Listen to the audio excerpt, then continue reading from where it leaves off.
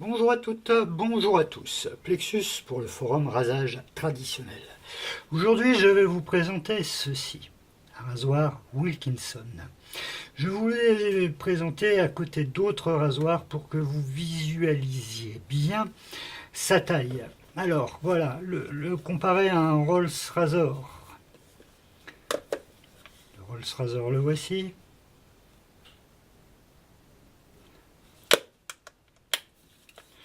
Donc voilà, on est sur un modèle plus épais, enfin beaucoup moins grand en taille. Voilà le Rolls Razor. Ici on est sur un rasoir rabot tout à fait classique. On voit qu'on est quand même dans un étui de belle taille, qui est même un chouïa plus grand, même épaisseur, et un chouïa plus grand, plus large, à peu près même longueur, et un chouïa plus large que ce rasoir. Un autre rasoir pour comparer, et que là on est un peu plus long, un peu moins large, à peine moins épais. Alors celui-là il va être intéressant à comparer. Là on est dans la même taille de coffret, et là on est sur un coffret bien entendu beaucoup plus grand. Alors pourquoi je vous montre ça? Ça c'est un rasoir Apollo. Ce qui manque ici, parce que je l'ai prêté, c'est le repasseur automatique. Alors c'est une sangle avec un mécanisme à l'intérieur pour placer la lame et l'affiler. Et que ça fait quand même tout de suite un coffret assez volumineux. Ici on a un valet autostrop. On voit à l'intérieur un cuir, le rasoir et les lames. Les lames ici que vous voyez sont des lames fines et repassables, c'est-à-dire qu'on pouvait les affiler au cuir pour les faire durer plus longtemps, mais ce sont quand même des lames à l'arrivée qui sont destinées à être jetées. Alors que sur le Wilkinson, que je vais enfin pouvoir dévoiler, alors j'ai la chance de l'avoir eu avec la surboîte, c'est quand même assez rare. Voilà le coffret. Donc je vais vous montrer un peu plus la surboîte. Voilà, set numéro W15. Alors le set numéro W15, c'est un des tout derniers sets Wilkinson qui est sorti. Il est sorti en 1949 et la production des rasoirs Wilkinson type rabot, c'est-à-dire à lame évidée comme des coupe-choux, s'est arrêtée en 1953. Donc c'est un des tout derniers sets. Ensuite est sorti en tout début des années 50, qui n'ont pas duré longtemps, des sets, des coffrets bakélite avec le même rasoir à l'intérieur. C'est un rasoir qui est plaqué à argent. Bon, ça il est quand même très très comparable aux valettes. Un boîtier métal. On a deux boîtiers métal, intérieur velours, avec un rasoir plus petit côté Wilkinson, et des lames que vous verrez par la suite qui sont des lames rabot, alors que le valette, enfin des lames évidées comme des lames de coupe-chou, alors que le valette lui prend des lames propriétaires qui sont encore fabriquées par Feather. Vous en voyez une là, voilà, mais ce sont des lames plus fines, plus tranchantes, qui ne sont pas destinées à être passées, mais qui permettent d'utiliser ce rasoir.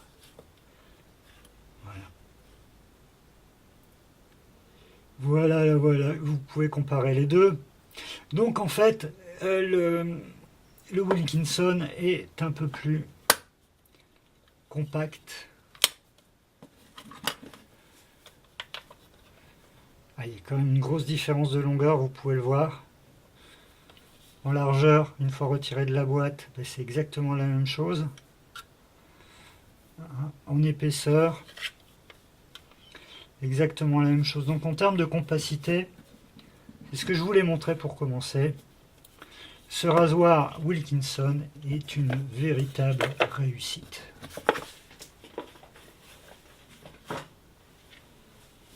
Alors maintenant, on va détailler un peu. Qu'avons-nous dans cette boîte? Nous avons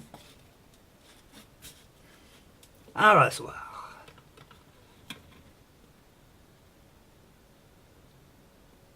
Alors, je vais détailler plus par la suite.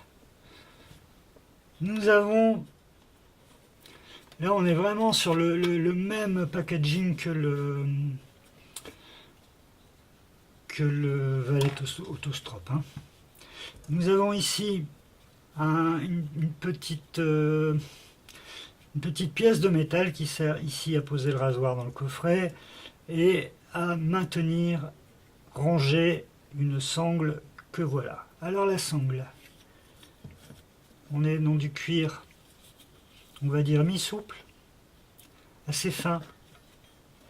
Et alors c'est vrai que je l'ai vraiment eu dans un état, on va dire quasiment new all stock, mais la petite sangle ici en coton qui sortait par là, elle a cassé. D'ailleurs je l'ai encore, je l'ai gardée, elle est là-dedans. Mais bien qu'à mon avis il a peu, voire pas du tout servi, le coton, en fait il s'est désagrégé avec le temps, donc à peine ai-je voulu l'utiliser que tout a cassé. Alors je l'ai eu avec 2 lames, vous voyez, et là on a une lame dans son emballage d'origine, emballée de papier gras, de façon à ce qu'elle ne rouille pas. Alors pour info, la lame qui est à l'intérieur, elle était dans la tête, comme elle est ici montée, et la lame était totalement enduite de graisse. Il a fallu que je la nettoie, mais ce qui m'a permis d'avoir une lame qui, bien que n'étant pas emballée, ne soit absolument pas rouillée. Alors par la suite, j'ai réussi à lui coller des points de rouille en l'espace d'un jour ou deux. Je vous expliquerai comment j'ai fait mon compte après. Donc on est toujours plus malin après qu'avant. Comment faire pour éviter que ça se produise? Voilà, donc la petite boîte, vous voyez que on peut ranger quelques lames là-dedans, je dirais 4-5, en sachant que c'est quand même des lames qui sont censées être perpétuelles. Donc voilà, de quoi avoir 4 ou 5 vies de rasage. Oh là, le chaud c'est pas bien. Alors voilà la notice, en anglais bien sûr. C'est un rasoir qui s'est très peu exporté. Hein. Peut-être aux US, mais en tout cas peu en France. Avec toutes les instructions.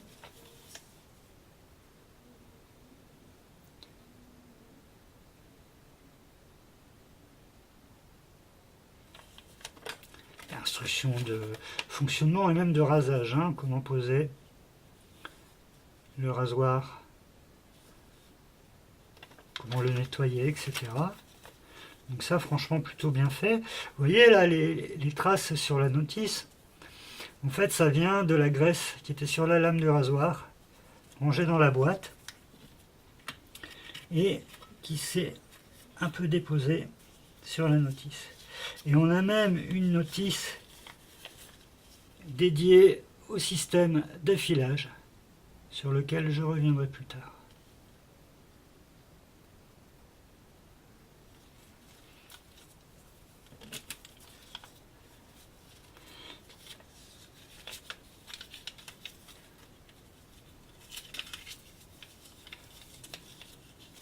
On va essayer de bien...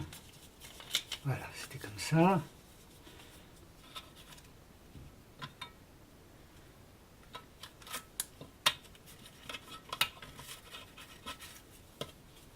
Je préfère la ranger comme ça. Voilà. De façon à ce que ça soit mieux protégé. Alors, ça, c'est une sangle qui va servir à affiler la lame. Je vous montrerai sur un autre plan plus tard comment on s'en sert. Donc ça, c'est pour le rangement. Ça, bon, On s'en fout un peu maintenant, on va dire. C'est pour dire de garder toutes les pièces d'origine, mais bon. Voilà. Et donc, on va s'intéresser au rasoir. Comment que ça fonctionne cette affaire? Voyons voir un peu en détail cette tête.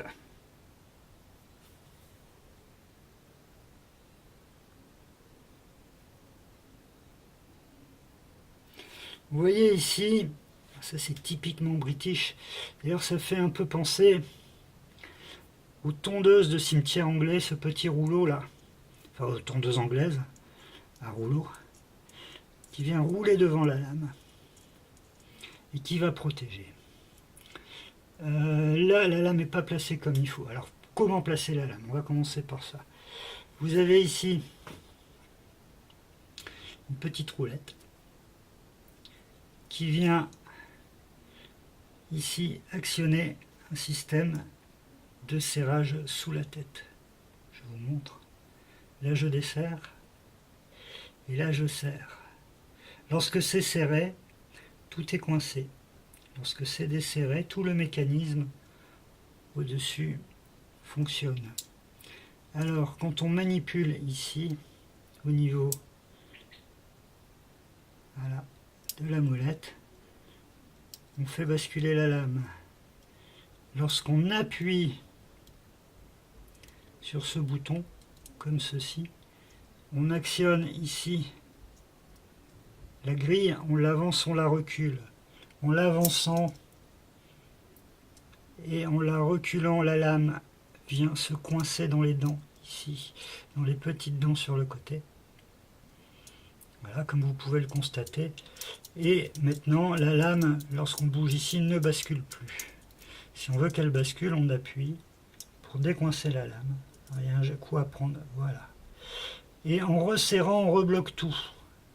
Ce qui permet de maintenir la lame ici verticale. Alors bien entendu, ça n'est pas très utile en position de rasage, mais c'est utile pour actionner ici le mécanisme qui va débloquer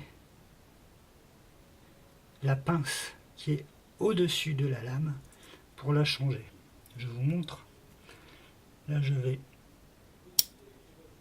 débloquer ici, ce qui fait que je peux écarter, saisir la lame et par exemple la retourner pour ne pas toujours utiliser le même côté du tranchant. Si je veux, il ne faut pas que je me mouve de sens, voilà. Si je veux la recoincer, ben, tout simplement, je reclipse dans l'autre sens. Là, la lame est absolument bien maintenue ici dans son support. Et je peux de nouveau la replacer. Alors ça va beaucoup mieux sans la vidéo. Voilà. Parce que là, il faut que je vise, que je regarde ce que je fais, je regarde l'écran en même temps, voilà. Et je resserre. Une fois que j'ai serré, je vais pouvoir régler mon exposition de lame avec cette petite molette là qui ne sert pas simplement à appuyer pour bloquer ou débloquer la lame ici au niveau des dents. Elle sert aussi à reculer ou avancer les petits trous qui sont devant la lame. Là, je vous l'actionne. Vous voyez ici, les petits trous viennent se placer vraiment sous la lame. Elles vont à peine protéger la peau du tranchant de la lame. Là, on est en mode rasage agressif. Je vais peut-être vous montrer dans cet angle-là, vous voyez. On voit bien les roues qui passent devant la lame sont presque entièrement sous la lame. Alors maintenant, je vais passer en mode plus doux. En tournant la petite vis. Et vous voyez, là on avance beaucoup la grille. Donc là on est en mode rasage doux. Bon alors très honnêtement, ainsi posé, bon ça rase quasiment rien. Donc moi l'habitude que j'ai, ça va être plus compliqué avec la caméra, c'est de me mettre bien au-dessus et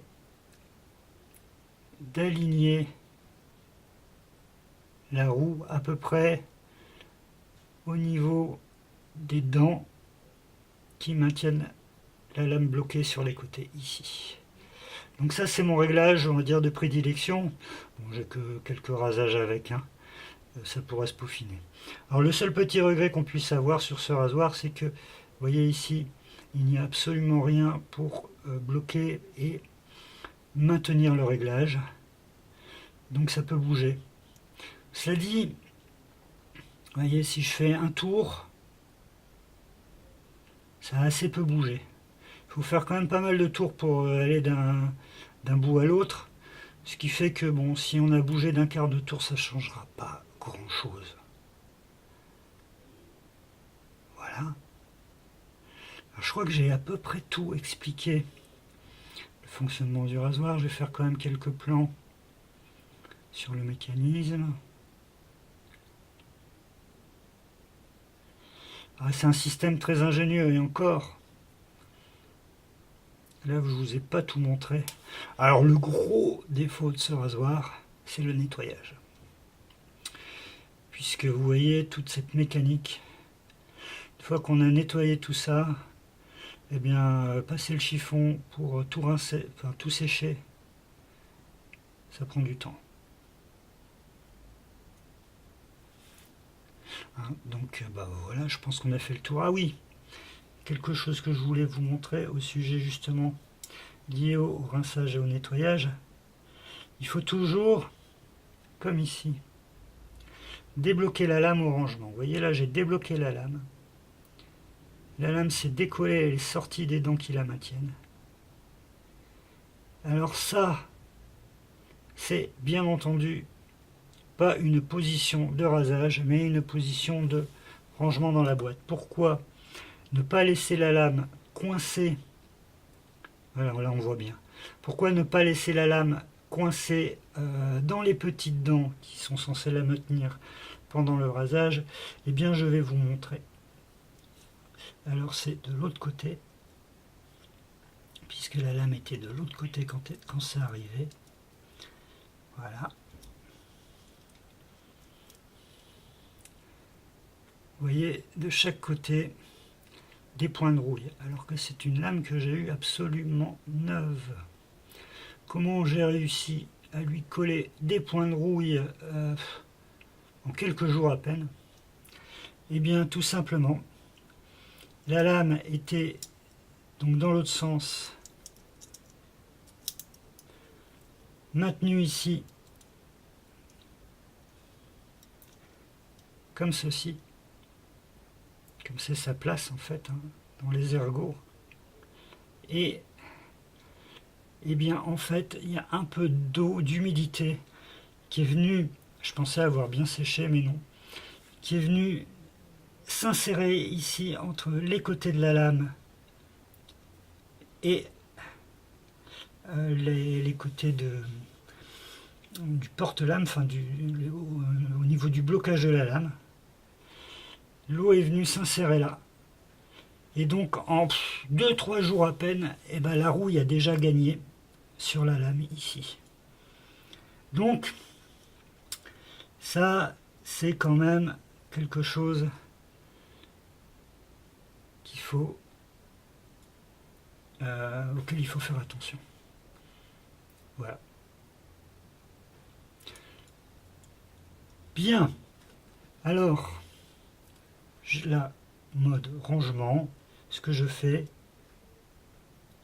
je dévisse un peu ici, je pousse. Ah, je montre pas bien. Voilà, je dévisse, je pousse. Alors, on dévisse à fond, pardon. Voilà, je pousse et je remonte la lame et et je laisse redescendre au-dessus et je serre. Vous voyez, là elle est vraiment fort décollée. Mais c'est la façon de le ranger pour ne pas que la lame rouille. Voilà, comme ça. Avec, bien sûr, normalement on a enroulé le cuir et rangé ici. Parce que je ne ferai pas tout de suite, puisque je vais maintenant vous montrer comment on l'utilise pour affiler la lame avant et après le rasage. Alors je dirais aussi après le rasage, pourquoi? Parce que j'ai pu remarquer que sur beaucoup de notices de rasoir rabot livré avec un système d'affilage, il était recommandé fortement, chaudement, d'affiler sa lame au cuir après le rasage. Pourquoi? Pour éviter le fait d'affiler sa lame après le rasage et non pas juste avant, ça va terminer d'enlever l'humidité qui reste sur la lame après le rasage. Et donc ça aussi permettra de préserver la rouille. Voilà, donc ça c'est la première partie de la vidéo. La présentation du rasoir. Maintenant je vais vous montrer comment on l'utilise pour affiler la lame.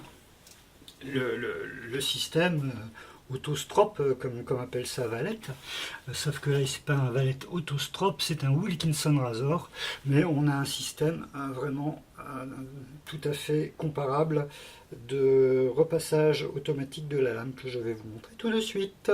Coucou, me revoilou. Et revoici le Wilkinson. Alors maintenant je vais vous montrer comment on utilise ce petit jouet pour affûter la lame. Donc contrairement à d'autres systèmes, on a le mécanisme du repassage automatique à lanière qui est intégré au rasoir, comme le Valette Autostrop, mais à la différence du Rolls Razor ou à la différence des Kindle ou autres modèles où on avait un repasseur automatique de lame à lanière à part. Ici, la lanière est bien à part du rasoir, mais le mécanisme est intégré au rasoir, il n'est pas avec la lanière. Alors pour utiliser le strop, déjà on va montrer quelque chose sur le rasoir, une inscription qui n'est pas visible ici et qui sera visible quand on va relever la lame.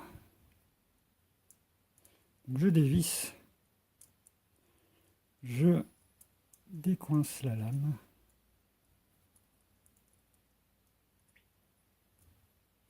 voilà, là j'ai relevé la lame et maintenant je revisse pour la bloquer en position haute.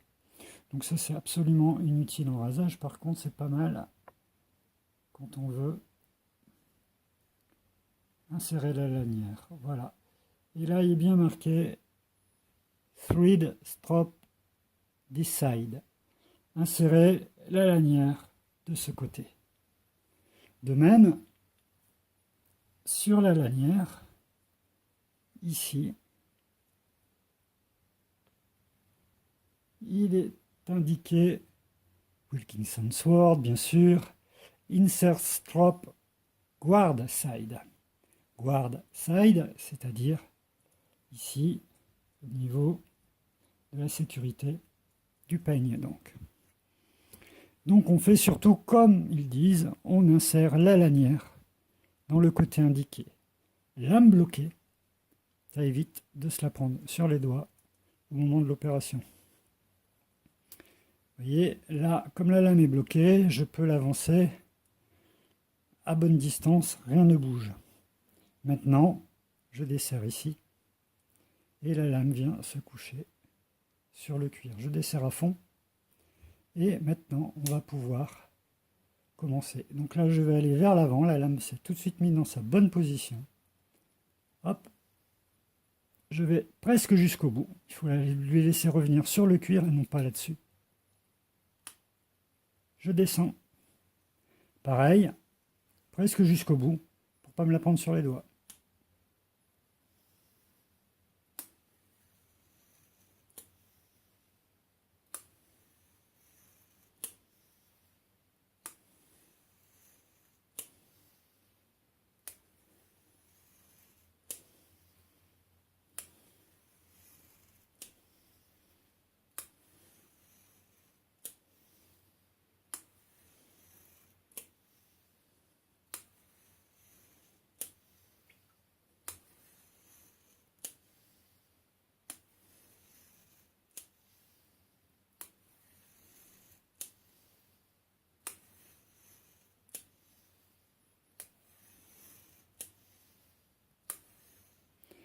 Quand j'ai terminé, une dizaine d'allers-retours sont largement suffisants.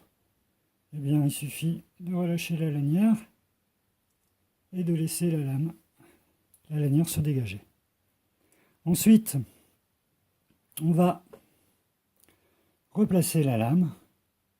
Donc, toujours le même système, hein, on actionne en jouant sur le bouton et sur le serrage ici. Le bouton il sert à basculer et en appuyant à faire avancer, reculer cette grille ici avec les petites dents pour bloquer la lame. Donc voilà, hop, hop, voilà, la lame est bloquée dans le peigne. On peut maintenant resserrer, plus rien ne bouge. Alors on reste à régler ici en tournant la molette que voilà, ici, en tournant cette monette. Ici on va actionner le réglage du peigne. Alors, que vous puissiez bien voir, et moi aussi. Vous voyez, là, on est trop doux. La grille est trop avancée. Donc, en tournant un peu, on va aligner la grille sur les côtés sur ce qui maintient la lame. Voilà. Donc là, on est bien aligné. Donc ça correspond à mon réglage de prédilection. Voilà, le rasoir est prêt à raser. C'était Plexus pour rasage traditionnel. Et bien maintenant, il ne reste plus qu'à tester ce petit Wilkinson